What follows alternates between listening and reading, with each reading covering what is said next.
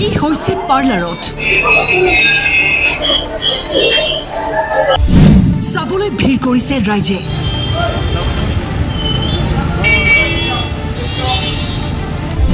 হাতে হাতে মোবাইল লৈ দৃশ্য বন্দী কৰিছে কেমেৰাত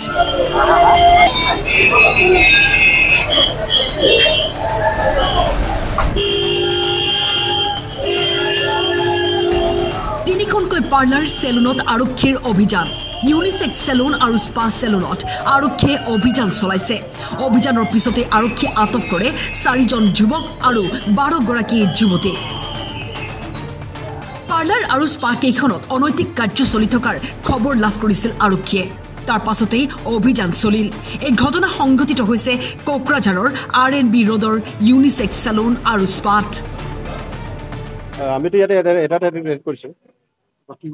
বাকি জায়গাটো মই গম পোৱা নাই আমাৰ মেডাম আছিল ডিসি মেডাম আছিল এতিয়া আমি ছোৱালী পাইছো 7জনী মান আৰু ল'ৰা পাইছো তিনজন ল'ৰা পাইছো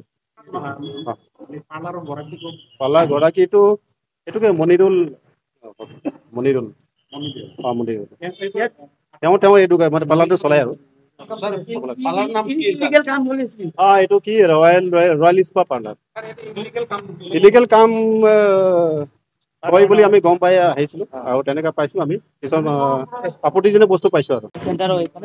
সেন্টার আছে হ্যাঁ মই দেখেছি এখানে বহুত বেয়া কাম হয়ে আছে এখানে বহুত সিজ করেছে তিনজন ধরেছে ওরা ছোৱালী কিমান আছে 7-8জন মতো আহিছে 7-8জন মতো আহিছে কিমান দিনৰ পৰা ইলিগেল চলি আছে ইয়াত বুঝতে নাজানো মই এখানে গাছ পালো সেলুনৰ কাৰণে কৰি আছো সেইকাৰণে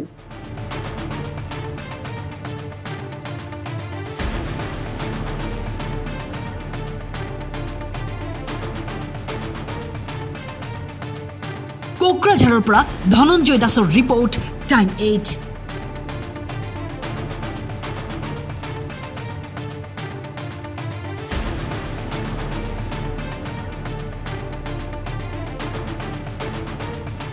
আমি তো এটা ৰেড কৰিছো বাকি জায়গাটো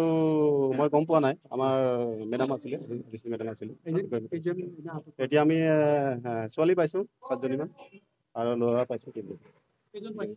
তিনজন ল'ৰা পাইছো পাৰ্লাৰ গৰাকীটো এটোকে মনিৰুল তেওঁ এটুকে মানে পাৰ্লাৰটো চলাই আৰু এইটো কি ৰয়েল স্পা পাৰ্লাৰ ইলিগেল কাম হয় বুলি আমি গম পাই আহিছিলো আৰু তেনেকা পাইছো আমি পিছত আপত্তিজনক বস্তু পাইছো আৰু সেন্টার আছে হ্যাঁ মই দেখেছি এখানে বহুত বেয়া কাম হয়ে আছে এখানে বহুত সিজ করেছে তিনজন ধরেছে ওরা ছোৱালী কিমান আছে 7-8জন মতো আহিছে 7-8জন মতো আহিছে কিমান দিনৰ পৰা ইলিগেল চলি আছে ইয়াত বুঝতে নাজানো মই এখানে গাছ পালো সেলুনৰ কাৰণে কৰি আছো সেইকাৰণে